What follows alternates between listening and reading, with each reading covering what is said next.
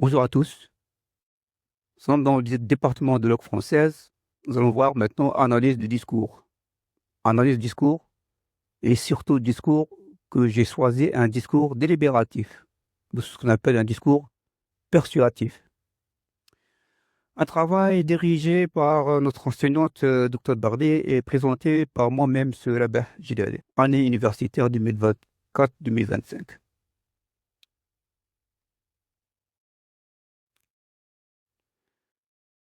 Donc, comme objectif principal de ce cours, ce qu'on appelle analyse discours, c'est de convaincre le public. Comment convaincre le public à travers un discours délibératif.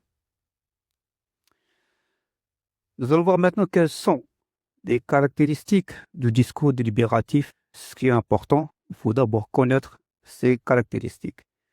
Donc, quand on parle de caractéristiques, on parle du futur, c'est-à-dire ce qu'il faut faire dans l'avenir.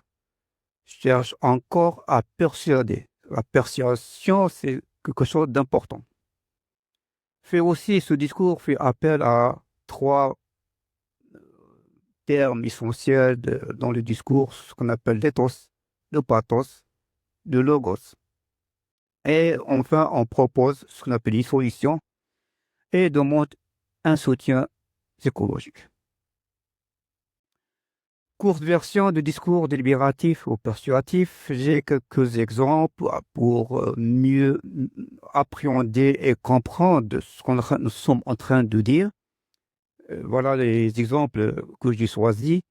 Donc, mesdames et messieurs, depuis des années, je m'engage pour améliorer notre quartier. Ça, il parle maintenant de l'éthos. L'éthos dans un discours. En deuxième exemple, aujourd'hui, je vous propose de rénover notre centre de santé.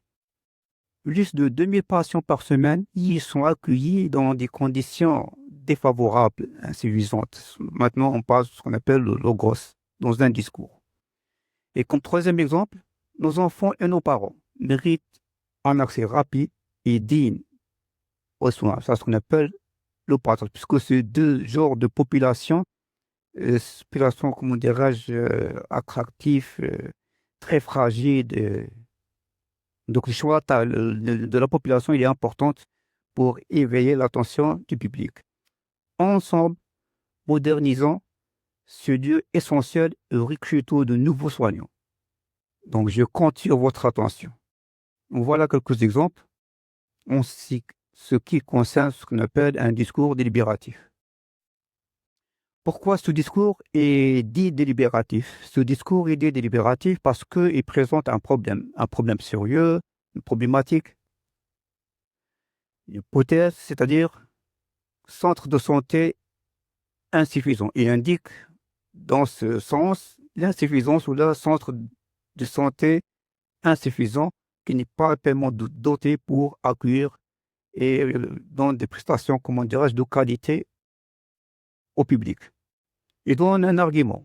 Donc, c'est argumente, c'est-à-dire plus de 2000 patients par semaine. C'est pas précision, c'est la démographie, c'est les statistiques. Donc, voilà, il ne faut pas non plus dans ce qu'on appelle un chiffre statistique. Plus de 2000 patients par semaine.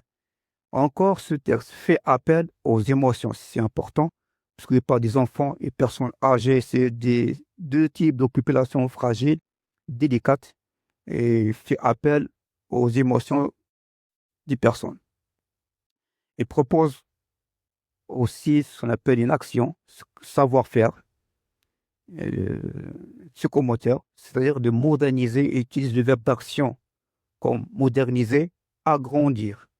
Il demande aussi l'adhésion du public. Il utilise le pronom personnel, le premier pronom personnel, je compte sur vous. Et ça, c'est important dans un discours dit délibératif. Voilà pour cette présentation orale. Merci de votre attention et au prochain cours.